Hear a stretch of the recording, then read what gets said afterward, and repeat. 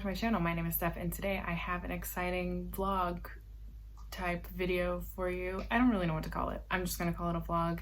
It's basically where I'm going to be reading my childhood favorite books. And I picked a selection of books that I feel like were the most memorable to me as a reader, but also the ones that I feel like shaped me the most as a reader, for good or for bad.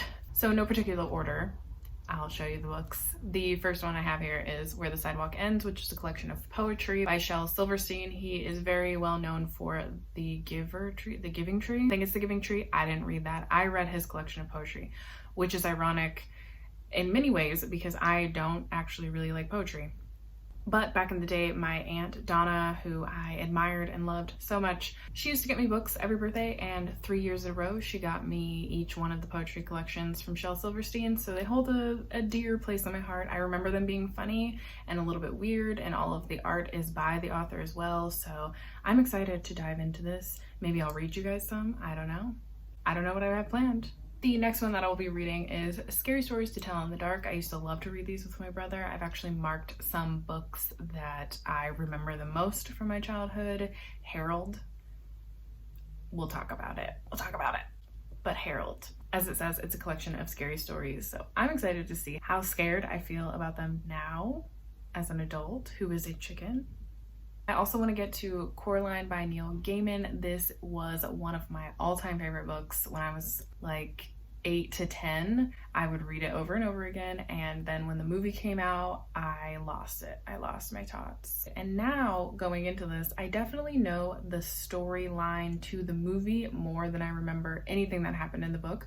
So I'm excited to see how they kind of compare to each other. So the next two that I physically have, I'm not going to be reading both of them. I don't actually even know if I'm going to be reading either of these, but I'm going to be reading something in this series, and that's Dear America. So these are the two that I own.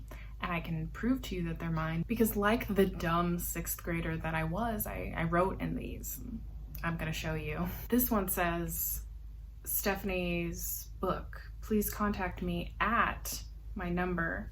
Peace out and keep it real. Thanks, Stephanie. I'm gonna cover my contact information, but I'm gonna show you.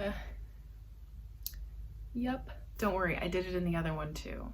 Oh, but I scribbled it out and ripped out a page. So anyways, I absolutely loved Dear America. I feel like if I had to choose one series out of all of the books that I could potentially read from my childhood, I would choose Dear America, only because they really are the most memorable to me. I remember reading these. I remember reading these two. I remember reading ones that were about the gold rush. And at the time, I grew up in an area that had a big history surrounding the gold rush. So we learned about it in school all the time, and we took field trips. There were some about the Oregon Trails or some about World War II. I was obsessed when I was younger. It's all I ever asked for Christmas. Yes, my family thought I was weird. I was the only reader in my family. The last two I'm going to talk about, I actually don't own them physically. I'm getting them from the library, and that first one is Amelia's Diary. I'm hoping to get Amelia's Vacation Diary, but so far when I was looking online, it is not available. So I put it on hold, and then I put Amelia's Diary, which is the first one in this series, on hold. So whichever one comes in first, that's the one I'll be reading. And then one of the Babysitter Club books, primarily Jessie or Claudia, because they were my favorite. They're iconic. They're everything that I wanted to be. I never learned how to have a fashion sense, clearly, but you know what?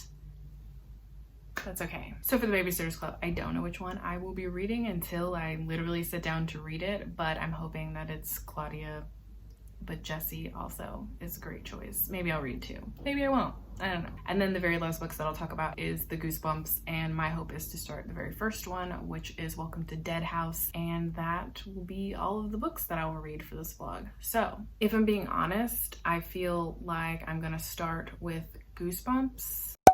So I finished 2 Goosebumps books. I finished Welcome to Dead House and The Werewolf of Fever Swamp. They actually hold up. They hold up pretty well. I wasn't expecting, especially Welcome to Dead House, to be as gory as it is. So like the premise of Welcome to Dead House is that they move into this new house and the sister starts seeing random things. She thinks that she saw this boy in her room, and she tells her parents, and her parents kind of like brush her off and say, stop imagining things, you're stressed out, you know, typical. And then weird things just continue to happen, but they start to make friends with some of the neighborhood kids. So when they start to make friends in the neighborhood, all of the kids kind of say the same thing, that they used to live in the house that the main characters are currently living in. And the sister talks about how she thinks it's weird. Why has everybody lived in that house? And you soon find out that one of the factories years ago, like back in the 60s, had a chemical leak and it killed everybody in the town. And now for the town to continue to exist, some humans have to move into the town and then they die and become ghosts. And then it becomes their duty to lure in another human set of people and like they die and so on and so forth. So now these kids are destined to die, and the sister actually figures it out, and they realize that sunlight or any type of bright light can kill the ghosts. The kids escape, they save their family, but when they're saving their family, and this is why I say like I wasn't expecting it to be as gory as it was, they used the sun, which was just beginning to rise, as their form of like killing the ghosts. So all of the ghosts start to like fall apart and disintegrate. It's in pretty graphic detail how the ghosts fall apart and die. It was so unexpected for me because I genuinely don't remember anything about Goosebumps except that I was scared shitless of Slappy. But yeah, he went into pretty great detail about how they like disintegrated and fell apart and died, and I was like, hello? It was wild. But I feel like because he didn't hold back with like the ways in which he described things and sort of the scary nature of what these stories are supposed to be, it made it hold up for me personally. It makes me wonder if that's why I'm such a chicken when it comes to scary stuff, and like why I don't love gory stuff all the time, because I actually got a little uncomfortable reading it. As for the werewolf one, this one similar. These kids move to a new town. I think that's kind of like the whole premise of most of these. They move to a new town that has some weird stuff. But they move to Florida. Their dad is a scientist. He researches animals, so they explore a lot. The brother and sister end up exploring the swamps at one point by themselves, and they get lost, and they see this man who they described having long white hair and jagged yellow teeth, and he was as skinny as a pole and creepy looking. And they run away from him because they think he's chasing them. And they tell the parents, and just like in the first book, the parents are like, you guys are dumb. But turns out he is a werewolf. The werewolf tries to attack. They save the day. It's very cut and dry how these stories are, which I don't mind. I feel like as a kid, I probably enjoyed the fact that I knew the plot devices and like where these stories were going, that you knew kids are moving to a new town, something creepy is happening in this town and starts to kind of happen to the kids, and then the kids get attacked or find out what the sinister thing is, and then they save the day. Like I think as a kid I probably would have appreciated that I knew where the story was going so I wouldn't get as scared every single time, but I'm sure I still was like peeing my pants. So I absolutely loved revisiting these ones. I actually wasn't planning on reading two, but then I liked the first one so much that I was like, I want to read the werewolf one. I actually saw a few that I kind of just want to sit and reread. I should just make a whole vlog of rereading Goosebumps books. My complaint though, because we see this coming, there are a lot of issues within the books oftentimes from the 90s, early 2000s. This isn't different really. It's not as blatant as other books, but there's like what I felt was a little bit of fat phobia. In the first book, the dad is pointed out as being fat. And part of me is like, there's nothing wrong with describing somebody as they are, but it's the ways in which he was described afterwards, like that his shirts didn't fit and that his belly was hanging out from under his shirts. There were a few comments about him eating and how he ate. And then even in the second book, the main character, or the person who mainly this book is being told from, was the brother, and he described himself as chunky. And again, I'm like, okay, you're describing yourself as you think you are or as you are, but again, it turned into a whole like, there was commentary on the fact that when he ran, he had trouble running and he always got pain in his leg and was like winded every time he ran. I did want to acknowledge that maybe I'm reading too much into that description, and that maybe R.L. Stine is just saying that some people are not born to run because like running sucks. You know, It sucks. But it also made me question, like, are we equating being chunky with the fact that, like, there's a lack of exercise or stamina? I don't know. I think this is an interesting conversation to have in general, because to me, describing somebody as they are is not the problem. It's the ways in which you start to characterize them afterwards that becomes the issue, right? So I don't know. That was just like one of the things that made me feel a little bit uncomfortable. And then the other thing is more of like a trope that you continuously see in lots of middle grade, which is parents who don't believe their children and basically tell them that they're like making stuff up. I guess it is something that's very prevalent in most of our media, like even in movies, television, books. We see that parents like don't trust youth. They don't trust the youth, and that was very prevalent in both of these books. The parents did not trust the kids, yet the kids were right in the situation, and all of them almost die. So I think there's a lesson there. Believe your kids. How is it that I read more scary books in my childhood than I ever have as an adult?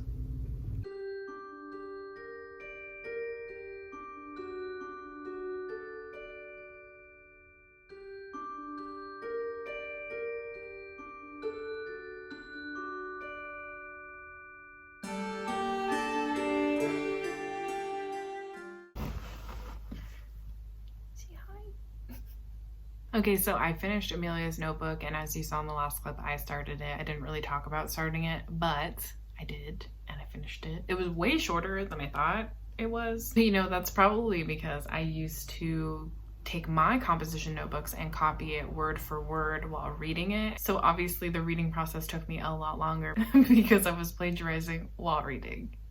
But I really did enjoy revisiting Amelia and her stories. I did only read the first one. I was looking for the vacation one, which is the one that is the most memorable to me. I genuinely remember laying in my bed being sick. I had the cold.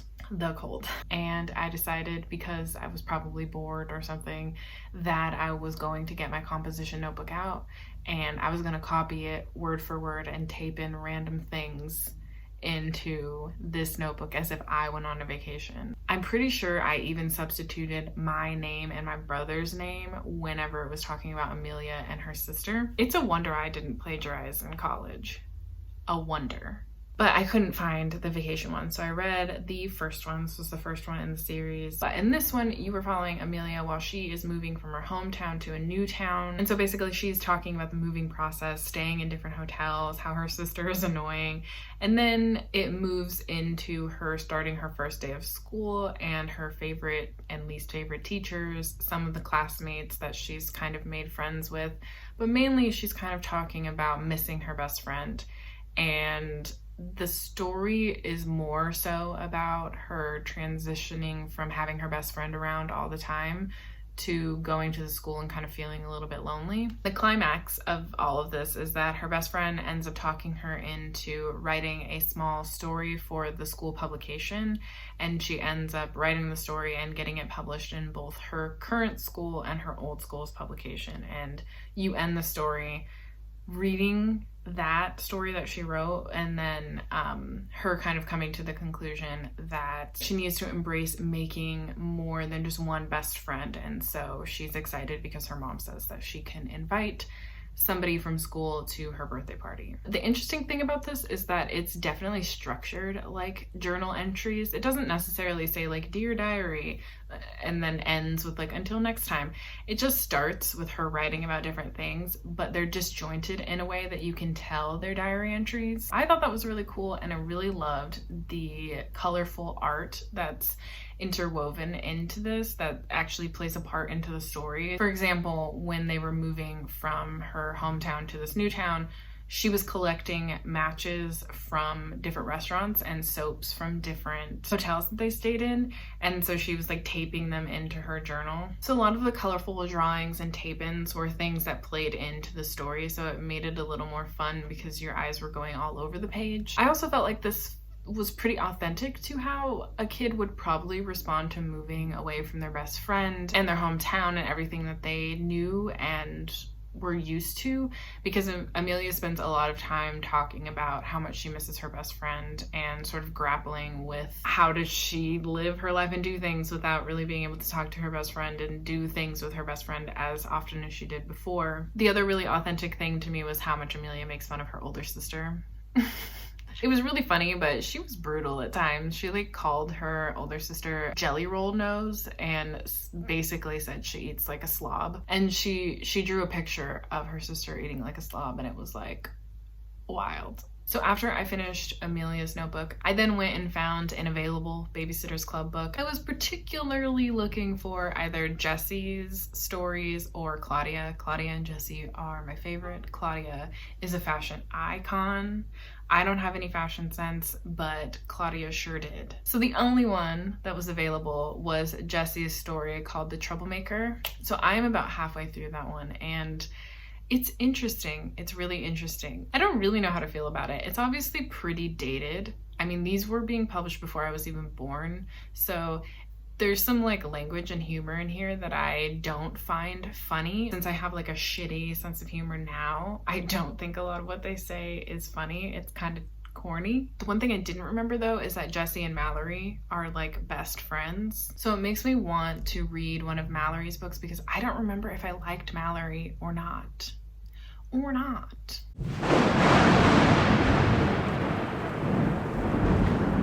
Welcome to Scary Stories to Tell in the Dark. I'm Scary and we're in the dark. Now, we're gonna read the scariest story from my childhood and probably in this entire book. And that's called Harold. Do you know it? Well, you're about to. When it got hot in the valley, Thomas and Alfred drove their cows up to cool green pastures in the mountains to graze. Usually, they stayed there with the cows for 2 months. Then, they brought them down to the valley again. The work was easy enough, but oh, it was boring. All day, the two men tended their cows. At night, they went back to the tiny hut where they lived. They ate supper and worked in the garden and went to sleep. It was always the same. Then Thomas had an idea that changed everything. "Let's make a doll the size of a man," he said. "It would be fun to make, and we could put it in the garden to scare away the birds." "It should look like Harold," Alfred said. Harold was a farmer they both hated. They made the doll out of old sacks stuffed with straw. They gave it a pointy nose like Harold's and tiny eyes like his. Then they added dark hair and a twisted frown. Of course, they also gave it Harold's name. Each morning on their way to the pasture, they tied Harold to a pole in the garden to scare away the birds. Each night they brought him inside so that he wouldn't get ruined if it rained. When they were feeling playful, they would talk to him. One of them might say, "Hey, how are the vegetables growing today, Harold?"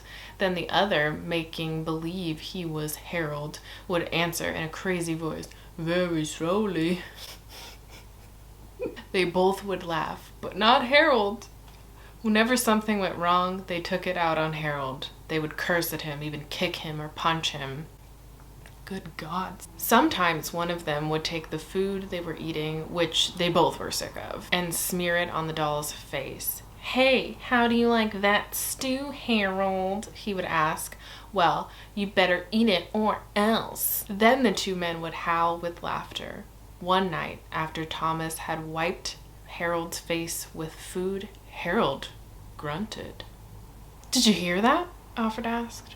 "It was Harold," Thomas said. "I was watching him when it happened. I can't believe it." "How could he grunt?" Alfred asked. "He's just a sack of straw. It's not possible." "Let's throw him in the fire," said Thomas, "and that will be that." "Let's not do anything stupid," said Alfred. Right, because throwing it in the fire is really dumb. "We don't know what's going on.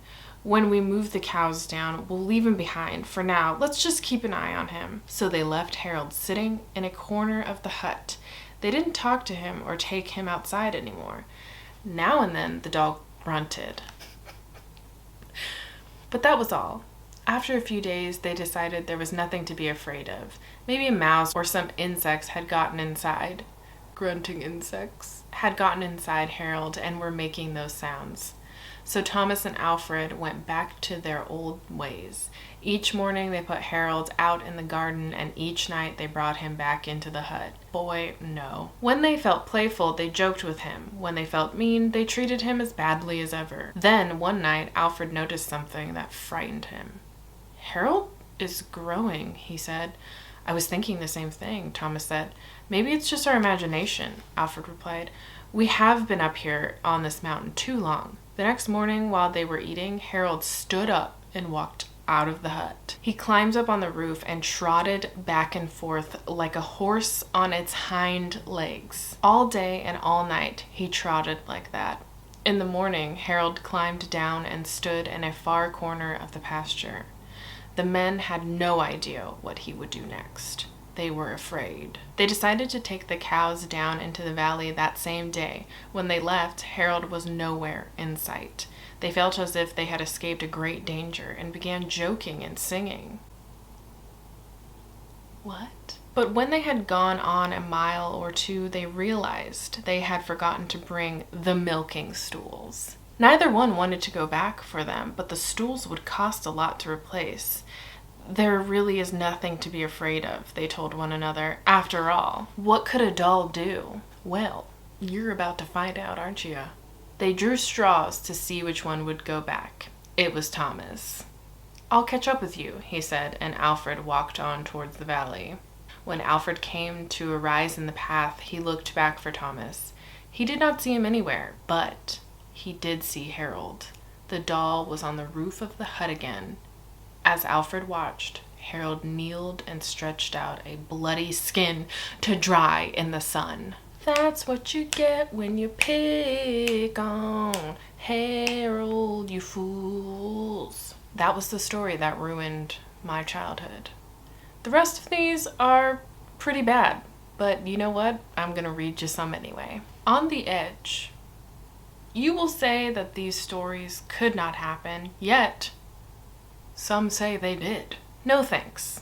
A story by me to this collection of scary stories. Thursday night, Jim worked as a stock boy in one of the malls out on the highway. Why is a mall out on a highway, you ask? We'll never know. By 8:30, he was usually finished and he drove home. That night, Jim was one of the last to leave. By the time he got out to the huge parking lot, it was almost empty. The only sound were cars in the distance and his footsteps on the pavement. Suddenly, a man stepped out of the shadows. "Hey, mister." He called in a low voice. He held out his right hand. Balanced on the palm was the long, thin blade of a knife. Jim stopped. "Nice, sharp knife," the man said softly.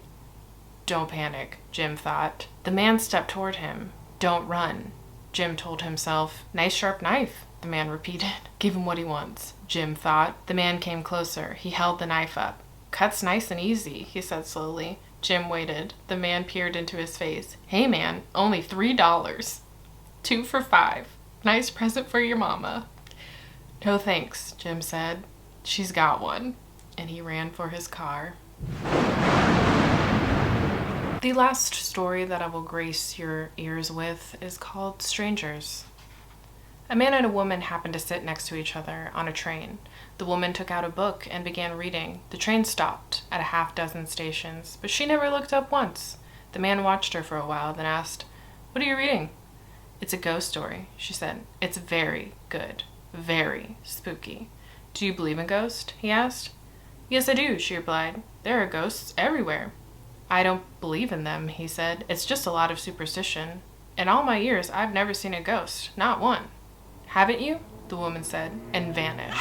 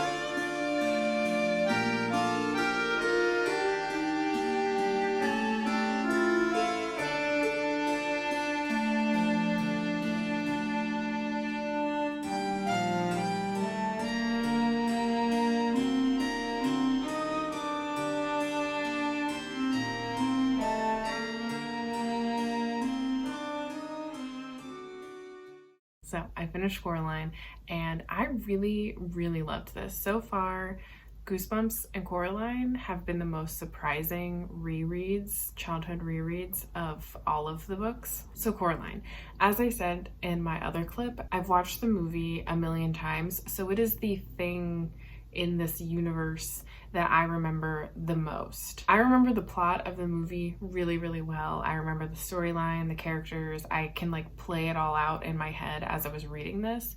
And there's a lot of things that stay true to the movies, for sure. But there was a lot of stuff added to the movies, actually. And I don't think they were added in a bad way. I find myself being less upset about film adaptations and TV adaptations if they're done well enough where I can enjoy both mediums of the story. And that's what I feel about Coraline. I absolutely love the movie. It's one of my all-time favorite movies. And I think they did justice to the book. While there were a lot of things added to the movie, I felt like it made sense for the movie medium, whereas this is supposed to be, I think the age range, the age range is 8 and up, and I probably read this when I was like 9. So for obvious reasons, this is written to be a really quick and whimsical read to get your attention right away and keep you hooked into the story throughout the entire thing. And you see that with the pacing of this. This was really fast-paced, whimsical. You get right into the meat of the story within just the first chapter. I didn't mean to make this like a comparing movie to book, but I think it's interesting that I remember the movie much better than I remember the book because I feel like I read this a lot when I was younger. Anyway, let's get to the point of this update, which is that I loved this. Actually, if I had to rate it, which I wasn't really planning on rating any of these, I would give this a 5 out of 5. I would give this a 5 out of 5 now. Like, I'm sure my younger self gave it a 5 out of 5. That's why I read it so many times. But at my age now, I would give this a 5 out of 5. I was so engaged in this story from the very beginning. If you liked The Ocean at the End of the Lane, you probably will like this. I also highly, highly recommend the audiobook because I listened to most of this on audiobook and Neil Gaiman narrates it, and I just think he's a phenomenal narrator. I feel like Neil Gaiman is one of those writers that doesn't necessarily age down his writing and his scariness or creepiness of things. He's just so good at writing like really whimsical, creepy, weird stories that have some underlying moral to it, which in this one, the underlying moral is basically Coraline is given this option that she could live in a world where she got everything that she ever wanted all the time, and the sacrifice that she would have to make is getting button eyes. And at first, this is obviously enticing to Coraline because there are a few scenes in the beginning where she's like wanting something and her parents are like, nah, you're not gonna get that. So like it's enticing to her in the beginning, but the more that she spends time in this other place with her other mother and her other father, she starts to uncover some of the creepy things about this other place that make her very uncomfortable and make her realize that this is a scary place that's not all that it's cracked up to be. So like the underlying moral here is that if you could live in a place where you got everything that you want, but even Coraline says it at one point, like what would be the point of living your life this way when nothing would be special anymore? And then this also has that aspect of the parents not really believing the child and then the child kind of proving the parents wrong. But in this case, that didn't really happen because the parents get taken into this world and trapped, and that's when Coraline's really like, oh, the other mother's bad. But in the end, her parents don't actually know that anything happened to them, which kind of sucks because it makes me wonder, like, would her parents believe her in the future if something weird happened and she was trying to tell them? She kind of just solved the issue on her own, which is great because she's learning independence and she's learning how to be self-sufficient. But at the same time, like if she has an issue in the future, will parental figures believe her? But yeah, I really enjoyed this. I thought it was really creepy. It engaged me. I don't know. I absolutely Loved it. I don't know how many times I could say this, but I want to show you guys some of the illustrations in here because they're really cool.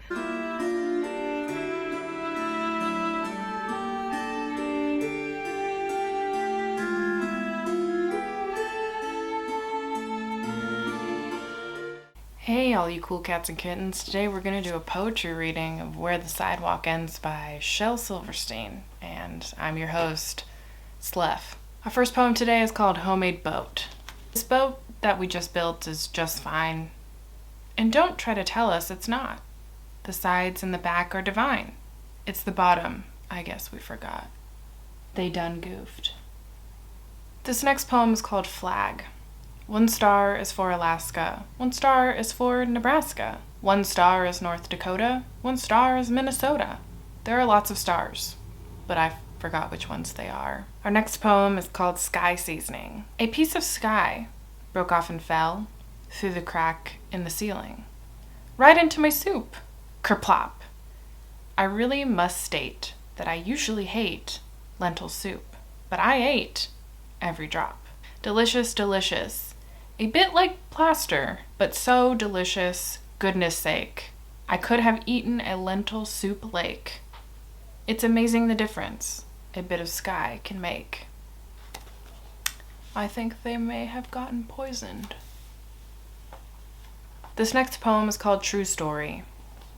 This morning I jumped on my horse and went out for a ride, and some wild outlaws chased me, and they shot me in the side. So I crawled into a wildcat's cave to find a place to hide, but some pirates found me sleeping there, and soon they had me tied to a pole and built a fire. Under me I almost cried, till a mermaid came and cut me loose, and begged to be my bride.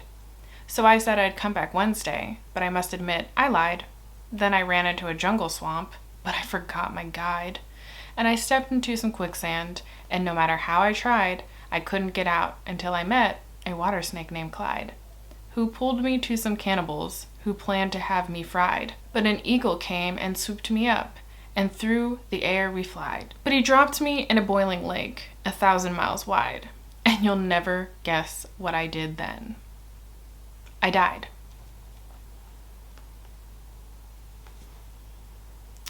Okay. This next poem is called Hat. Teddy said it was a hat, so I put it on. Now Dad is saying, where the heck's the toilet plunger gone? You got.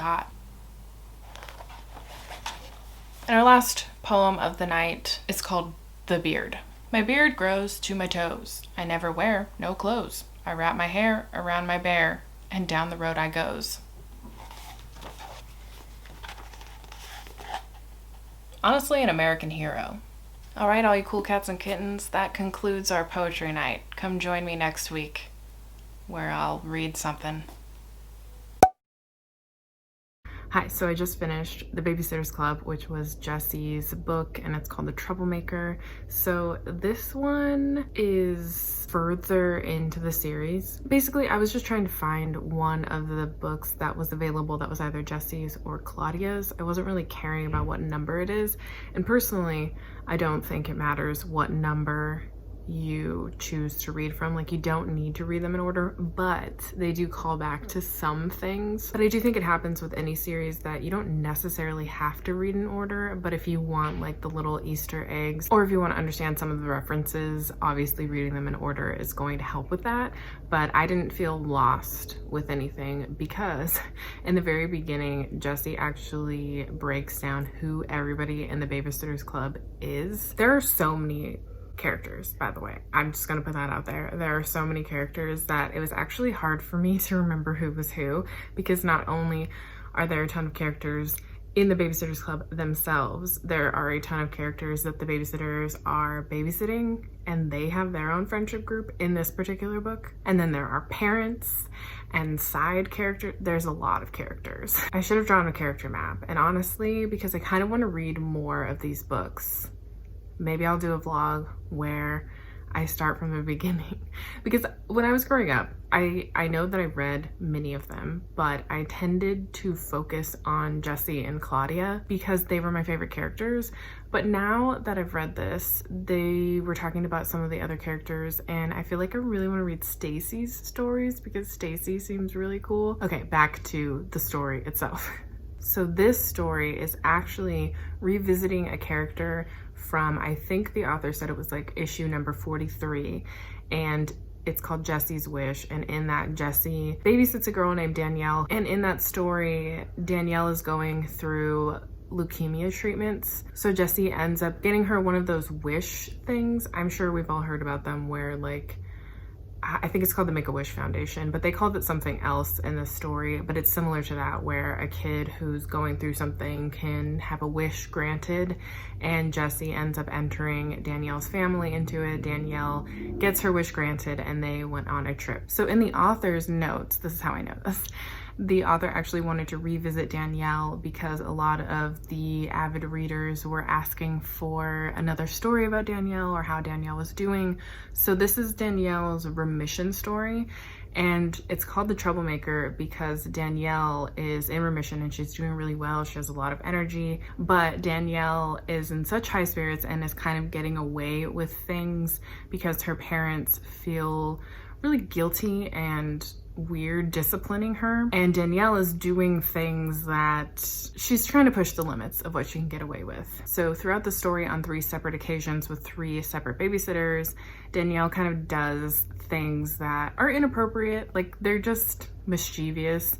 Like she tried to make an indoor swimming pool. Imagine. But when they try to tell Danielle's parents about it, her parents kind of just say like, well, she's in really high spirits and, you know, she'll get over it. In the very last situation, Danielle decides she's going to try to drive a car. She ends up crashing the car, and there were 4 other girls in the car, one of which is Jesse's sister, Becca, and one of the girls ends up hitting her head and bleeding and has to go to the emergency room to get stitches.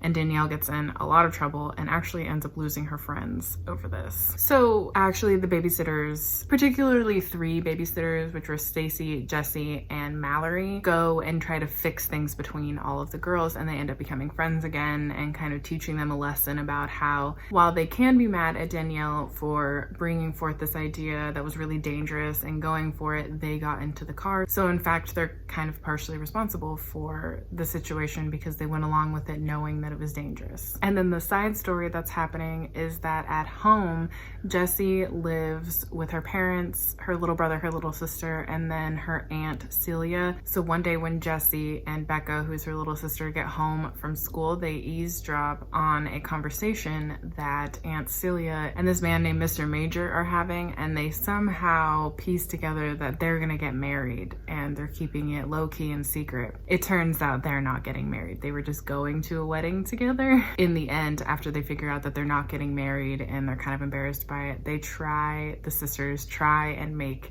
this really romantic dinner for Aunt Celia and Mr. Major. And Aunt Celia and Mr. Major are like, this is really sweet, but we're best friends. Like, we don't like each other like that. So it was really funny because I felt like that's what was gonna happen, but I wasn't 100% sure because I don't remember how a lot of these books pan out. And honestly, I had a lot of fun reading this book. I did feel a little bit weird about the emphasis on marriage, and I don't want to speak to that as like this is what the series is trying to promote, is like marriage, because I haven't read many of the books, so I can't say like this is a theme. It was kind of interesting to think about how like they wouldn't accept the fact that maybe Aunt Celia doesn't care about getting married, but I think it was more so that like Jessie wanted her to be happy, and maybe she equated that with marriage, which is weird in and of itself, but that was the only thing that was like a little questionable to me about the emphasis on marriage and like Aunt Celia having to be in love with this man who was just her friend. But I think that was a really good lesson to be like, no, we're just best friends, and that like a man and a woman could be best friends without falling in love. I think that's ultimately what the message there was. But I really liked the conversations that were happening in here. Weirdly, like nothing is perfect. I mean, I think with many of these stories, what I'm realizing, and I've kind of always realized this, but it's been solidified with rereading a lot of these books is they're very white centric. Jessie is Black, but no one else in the story really is aside from her family. All of the friends are white. Everybody in the Babysitters Club are white except for Claudia. But otherwise, it's very white centric. And I think that this is not surprising based off of the time period and based off what we know about publishing. But I really enjoyed the conversation about how most of the Babysitter Club girls are from families that are not necessarily the platonic family. Many of the family members are divorced. Many of the family members are divorced and remarried. Some are single parents. Some have parents who have passed away. So that was really interesting to see because I wasn't really expecting that. And that was just put out there in the story in the second chapter when Jessie is talking about everybody in the Babysitters Club, which I thought was really cool because it wasn't like this focal point. It was just, these are the facts, you know? And then I also think it was cool that this story in particular was about a remission story and like the discussions of treating Danielle differently because she was sick and the guilt that the parents feel about her illness and what it took away from her in life. Those were really interesting conversations because I've never really thought about that. I've never really thought about how when a child loses out on so much of their life because of different diseases and cancers and sicknesses, like what that would do to you if and when you go into remission. Yeah, it was just really interesting. It was a really interesting conversation. I'm surprised at how much it pulled at my heartstrings because I really felt for Danielle when her friends got mad at her and stopped talking to her. I got a little emotion. Hi, so I finished my last book of this vlog, which is going to be the longest vlog I've probably ever put out into the YouTube space, into the universe ever. So sorry. Oh, she's gonna do it.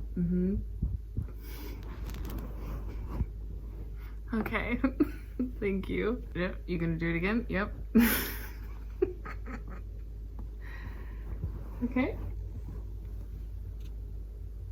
So I finished the Dear America book, which was Dawnie Ray Johnson's diary. This one is by Andrea Davis Pinkney, and she is actually very well known for writing children's books, but mainly picture books that surround Black history. So her realm is historical fiction, which was perfect for this story. So this story takes place in 1954, not long after Brown versus Board of Education, and our main character, Dawnie, is actually experiencing integration. She is extremely smart. She wants to be a doctor. She takes the test, which determines that she is a right fit to go and integrate into the white school, but she thinks in the beginning that she's going to be integrating with a bunch of her friends who also took the test, but their parents are very against integration because rightfully they're very scared for their child. And while Dawnie's parents are also very scared, they also believe that Dawnie is entitled to a better future than them, that she's entitled to a good education. So they decide that she's going to go to this all-white school, and as you can imagine, it's actually a very difficult read, especially because it's in first person and you are feeling the effects of the isolation that Dawnie is feeling within this white school, how she is being picked on, how the teachers treat her unfairly. I think what's interesting about this story is that Dawnie starts out as a very positive and very optimistic child, but as she is faced with situations where she is discriminated against and that are blatantly racist, she begins to really show her anger. This especially comes through to me as a reader when you read about how her little brother was treated one day in front of her. And I'm not going to go into explicit detail, but essentially her brother has autism. At this point in time, 1954, there was no diagnosis for him. And so some of the white kids pick on him and say things. And when one of the situations arises, you can feel it in Dawnie's diary, the way that she's writing, the anger that she's feeling. You feel so angry with her. But even throughout all of the rest of the story, the beginning to end, you feel her emotions so distinctly. I genuinely felt terrified with her. I felt angry with her. I felt sad with her. I felt isolated with her. I felt so much in this story. Something that is really cool about this story as well is that there's an integration of Black historical figures. Martin Luther King Jr. makes an appearance in the story, and there are various other people that make an appearance. There's also she wants to be a part of it today. Are you okay?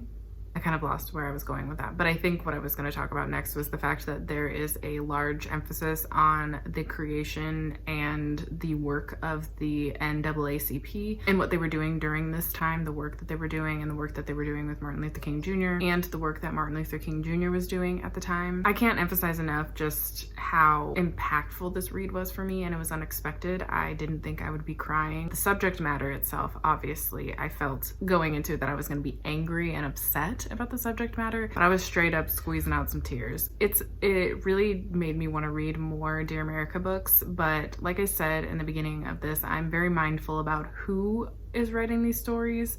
A big reason I picked this one up in particular was not only the subject matter, but because it is written by a Black author. And in the author's notes, which includes like historical context, it includes who in the story is actually a real historical figure. So I was reading through the historical context and the author's notes, and the author actually tells the story of her family and how Dawnie Ray is actually based off a culmination of people who've experienced the same things, but primarily she took a lot of the stories and the feelings from her cousin, who was at the time much older than her and experienced integration firsthand. He was one of the only Black students, and I believe one of the first Black students to ever attend a white school in his city. And she talked to him a lot in the past about his stories and experiences, because she also in elementary school was the only Black student in an all-white school, and she talks about the feeling of isolation and the feeling of fear and not knowing what to expect every single day that you go to school, because you knew that you were going to be treated unfairly. You knew that something was always going to happen to you every single day, that you wouldn't know